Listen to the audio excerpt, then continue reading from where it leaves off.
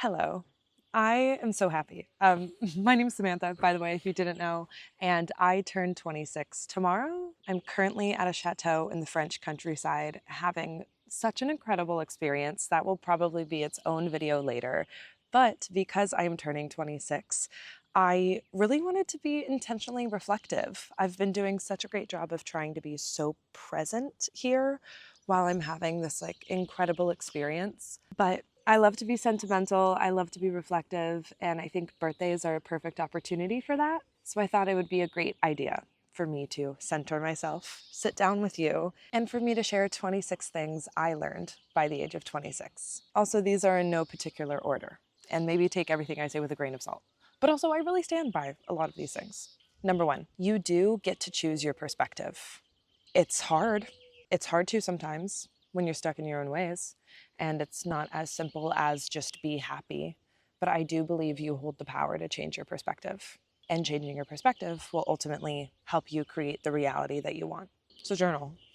Journal until your perspective has changed. Number two, this one is actually so prevalent in this theme of my life. And you've probably heard a lot of content creators say this, but it's only cringy until it works. So much of the joy that I have had from so many recent experiences only came because I put myself out there. Specifically, let's talk about the Outsiders collab. This is actually the prime example. I went to the stage door of the Outsiders, one of my trips there, and decided that I should interview fans at the stage door. That first video I did, no one was with me. I just knew it would be good content. That wasn't an official collaboration. I was just like, I know that this is good content. I think this is a great idea. I should do this. And so I did it. My hands were shaking. I was so nervous, but all the fans were so, so sweet. And it was great content. And guess what? People from the Outsiders saw that and then reached out to me to do an official collaboration because they liked it so much that they wanted to pay me to do it. And of course, I knew that that was great content and I really trusted my gut with that. And I'm so glad I did. But still, when I was posting that, I was like, oh no, are people going to think this is cringy? Is anyone going to think, who is this girl? Who does she think she is? What right does she have to interview people at a stage door? I don't know. It's all the inside negative thoughts. But I'm so glad I didn't listen to those. And also, even if anyone thought it was cringy, who cares? Because the right people saw it and it gave me an incredible opportunity that I'm just so grateful for. So remember, it's only cringy until it works. Number three, people contain multitudes. That's hard to keep in mind sometimes. We're all complex. We all have complicated inner dialogues. And one person's experience with you won't always match another person's experience with you. And that's okay, and you kind of have to let that go. Kind of right on that theme, number four, there are actually three sides to every story. Yours, theirs, and then what objectively happened. That one is a tough pill for me to swallow sometimes. I have to be so honest. Number five, you cannot control how people perceive you. Believe me, I have tried. As someone who has been a content creator since I was 17, hold for plane. Wait, plane? Sorry, there haven't been any planes out here. As someone who was on some level public facing or just publicly online at the age of 17, believe me, I've been very preoccupied with how other people perceive me for a very long time. And I do think I have finally learned at the age of 26 that it actually doesn't matter. It doesn't matter. And even saying that right now, I'm like, well, Samantha, for you, it matters on some level, because as a content creator, you are presenting yourself to people and hoping that they like you and want to engage with you and your content so that you can continue to do this. But even then, it's kind of the same advice I have for your struggle with people's perceptions personally. If you are struggling with how people perceive you, or you don't think that people are perceiving you accurately, those might not be your people. In the online world, I just have to trust that my content will find the right people who connect with me and want to engage with me. And I just have to trust that and let go of the rest. It truly doesn't matter how people perceive you. What matters is that you are someone that you are proud of. This sounds like such generic advice, but let this be a reminder to just be who you want to be. I think another fun mental exercise is to be someone who little you would look up to. I feel like I see that trend right now on TikTok that's who are you doing all this for? And it's for her. I'm doing it all for her. And also her. There is enough time in the day if you decide there is. So be gentle with yourself. Understand the mentality of like, well, we all have the same 24 hours as Beyonce. Like, no, we don't. Technically, yes, we all exist in the same construct of time, but we all don't have Beyonce's life, and we all can't afford the luxuries that she has in her life that allow her more time in a way. Yes, there is enough time in the day to get done what you need to get done, but if you don't, that's also okay. That actually brings me right into number 7, I think this is. Yeah. If something wasn't finished in time, it didn't have to be done. This is just a piece of advice for people who like are so connected to their work, or honestly just like get really stressed out by a to-do list. If something needed to get done by the end of the week, it would have gotten done by the end of the week. This is not an excuse to like be lazy, but I'm just saying, if you reach the end of a deadline that you've created for yourself and you realize, okay, I didn't get this done in time, guess what? It didn't have to be done by then because there is more time. Do you understand what I'm saying? Like if something actually had to be done by Saturday, you would have gotten it done by Saturday. Be gentle with yourself. Again, I'm kind of repeating, but be gentle with yourself. Hey guys, please hear me when I say, ask for what you want. You might get it. The fact that they might say yes actually needs to outweigh your fear of the no. And also, immediately going into my next one, most no's are actually just not yets. I heard that somewhere, probably in some TikTok, but I love it. I absolutely love that mentality. And a no doesn't mean I hate you. A no doesn't mean you're worthless. A no just very likely means not yet. There are so many factors. There are so many factors at play in everything in life. There is no limit to the amount of good things that can happen to you. Ask for more. I would actually say expect more, but with gratitude. I do believe that the way that you make room for more good things in your life is to be grateful for what you have, but also it's okay to ask for more. Again, just to say it one more time, there is no limit to the amount of good things that can happen to you. Expect good news. Oh my God. Okay, this one. Guys, tell yourself you're pretty. Take the compliment. Who are you helping when you reject compliments or downplay yourself? I don't think it's a problem. I don't think it's a bad thing to be happy with yourself and to accept that from other people. I don't think it's humble. I don't think rejecting compliments or spouting negative self-talk, I don't think that's humility. I don't think that's you being humble. I think that's you being insecure. When you find yourself in those moments, try and accept the compliments from people. Don't reject them for the sake of being humble. Take it. Number 12 is hard. Number 12 has hands, in my opinion. Not everyone is your friend. That doesn't mean that everyone hates you. That's a big distinction. Have you heard the phrase, a friend to all is a friend to none? I have learned that I believe that that is true. However, that doesn't mean you can't be friendly with everyone. That doesn't mean that you can't be kind with everyone. I just think it means that you need to evaluate what being a friend means to you. You need to have your own internal set of standards for that label. And you also need to understand that everyone has different standards for that label. I am very pro acquaintance, coworker, friend. You have to be so careful with the labels that you give people in your life, or you have to be careful with the expectations and the standards that you set for those labels in your life. Okay, number 13. I don't really know how to phrase this, but let's talk about the illusion of a friend group. A friend group, if you want like, oh my gosh, I want that friends moment or that new girl moment. Hey, guess what? That is actually just a collection of individuals who are working to maintain all of those individual relationships. I think it's just important to remember that friend groups are results of dedicated, committed individual relationships. On that point, if you want to make deep, impactful friendships, you have to risk. You have to risk being vulnerable. You have to risk being hurt. You do have to risk opening up to others. There's a lot of trial and error. Even just in my 10 years of living in Los Angeles, I've had so many friends. I've had to accept that sometimes people come and go in seasons and people are always in your life, I think, for a reason. And yes, I've had moments of like, not regretting, but kind of being like, oh man, I really opened up to that person. And now they're no longer in my life. Like, how do I feel about that? How do I feel about the things that I shared with them?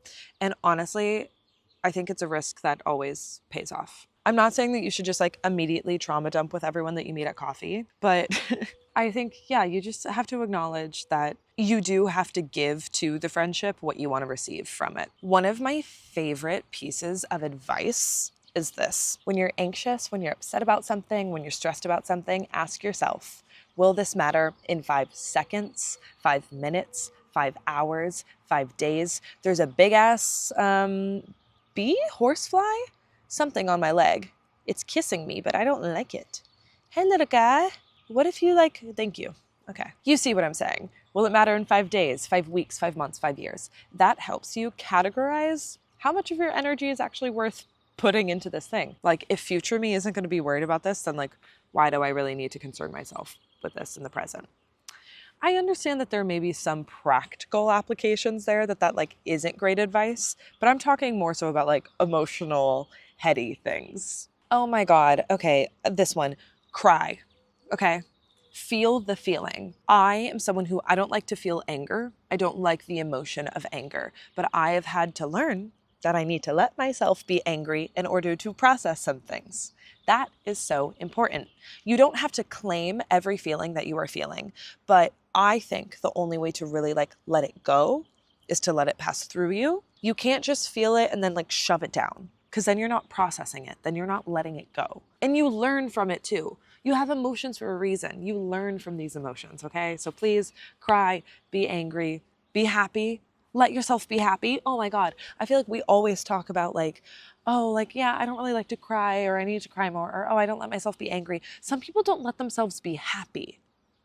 So let yourself feel the feeling, please. This is a classic one. You can't pour from an empty cup. You really can't. And if you're someone like me who really likes to be there for people in your life, and you are maybe you find yourself more often, you find yourself thinking about others before you think about yourself. Maybe this is going to be a helpful mindset for you to think about. Like, I can't help my friends to the best of my ability if I have nothing left in myself. If I really want to be there for my friend Riley, and I know that I'm not in a proper headspace or whatever to help him in the way that I want to, that's really important context for him to have and for me to have. And it's so funny because somehow like thinking about how that would make Riley feel makes me realize, oh, I do need to take care of myself. And I understand that there's still more work to do there, because like I think the lesson from that should be like, yeah, so out of loving myself and taking care of myself, I should focus on me first. But you know, we're getting there, okay? Sometimes you have to trick your brain into learning the lesson for yourself. I literally wrote a poem that was like, I do more for myself for you than I do for myself. We're learning, we're growing. Where are we? Number 18? Okay, cool. Find people you don't always have to be your best self for. It is so refreshing to get to be your authentic self. Oh my God, it's so refreshing. It is a breath of fresh air. I have so many people in my life. I'm so grateful that I have so many people in my life that feel like home. When I see them, I exhale. My body relaxes. It's incredible. Find people you don't have to be your best self for. And truly, on that note, like, listen to your body when you're around people. Like, your body is telling you everything. Do you relax when you're around someone? Or like, do you get headaches, and does your stomach hurt, and do you just kind of feel antsy? Maybe that's not your person, you know? This next one is so interesting to me because I feel like we actually like need to be reminded this so much as adults. You don't have to do anything that you don't want to do. I feel like that is maybe the most like practical advice that I find myself giving my friends when it's like, oh, like this person invited me to coffee, but like I don't really know if I want to go. Like, you don't have to. You don't have to. If some of your friends are going out like every weekend and you're like, I don't really feel like drinking, like I don't really want to go, but like I feel like I should. You don't have to. If you are presently in a social situation, like if you're at a party and people are annoying and you're just not feeling it, maybe it's an off day for you, or maybe you're surrounded by people that you don't like, guess what? You can leave. You actually can leave. You have free will. Don't do anything you don't want to do. It's so freeing when you remember that. Like, we're all adults. Now, this does immediately, like, I want to hit this point. This isn't kind of its own rule. This is just like in the don't do anything you don't want to do world. Don't say yes to things that you don't want to do. Because yes, technically, you know, you don't have to do anything that you don't want to do, but there's a gracious way to do that, and there's a kind way to do that, to like exist like that. And it's not making plans with someone and then going, actually now day of, I've decided I don't want to do this. And I kind of knew I didn't want to do this the whole time. So now I'm going to cancel. That is not how you make or maintain friendships. Don't do anything you don't want to do, but also don't say yes to something knowing that you don't want to do it, okay? I respect someone 10 times more if I'm like talking to them in a social situation and they're like, yeah, I actually don't want to do that. Like, mad respect. Okay, no worries. Like, I love this one. I'm trying to live out of this one. Joy is contagious. Joy is contagious. Never dim someone else's light to make yours appear brighter. It is not a competition. Guys, there is no competition in life. And if you find yourself viewing others around you as competition, check your own insecurity. I think it's okay to be motivated by others, but if you are operating out of jealousy or envy, like that is all insecurity. So you can learn from that. You can use that as a map to learn something about yourself, but do not make it about the other people. I have just very recently learned to kick people off of pedestals in my own brain. It will only enrich your life to befriend and sincerely support the people that maybe you would typically view as competition. Your opinions are supposed to change. It's a sign of growth. All of us are learning continuously, or we should be. You should be able to hear someone else's perspective without feeling like it's inherently threatening yours. Be open to listening. Trust your intuition. She is always right. Listen to your gut. I will say, quick disclaimer here, listen to your intuition, not your insecurity. Sometimes those get a little muddied in your brain. Like, are you thinking about the worst case scenario because you're insecure about something and you're anxious about something? Or is it your intuition telling you like, something's not going to go right here? Only you, honestly, can do the internal work of figuring out how to distinguish those voices. But once you do, it's so helpful. Just because something you worked on failed, it does not mean that you are a failure. That's really, really good advice for people like me who really put so much of ourselves into our work and our identity into our work sometimes. Oh man, guys, this one is an oldie but a goodie. Honesty is always the best policy. I mean that, but being honest doesn't mean that you have to be cruel. You can be honest and kind.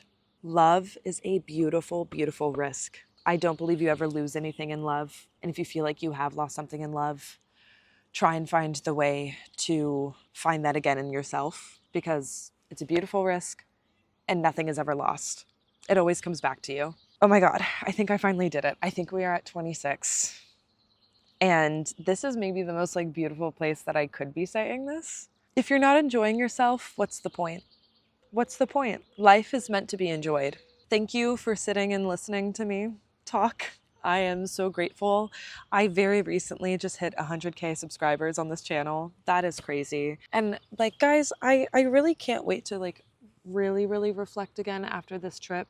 You guys will see some form of a vlog, some form of a story time about this. I had the most incredible time in New York, and then I went from New York straight to Paris, and I am experiencing the most beautiful week ever, but I'm so grateful. And I think thematically, I would be upset with myself if I didn't share this other piece of advice. Say yes to things. Say yes to things and trust that you are equipped to handle what lies beyond the yes. Thank you again so much for watching this video and for listening to me and for being someone who just wanted to sit in this moment with me and listen.